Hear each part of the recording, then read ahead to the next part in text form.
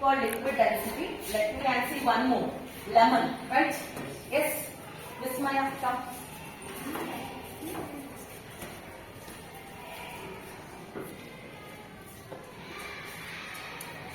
Here again, I am having two beakers with me.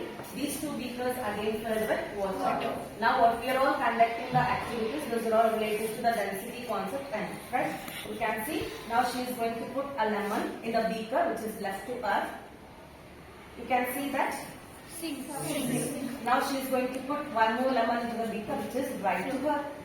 You can see in the second beaker which is right to her, it starts floating, right? Why? Because of, it's very simple. I added salt into this. I think you know sea water is salty, right? Because of that, the density of the sea water is more. So we can easily float in sea water compared to the normal water. Yes, you can see this is the normal water and this is salty water.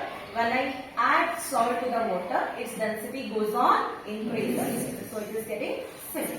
I think you got this, right? Thank you.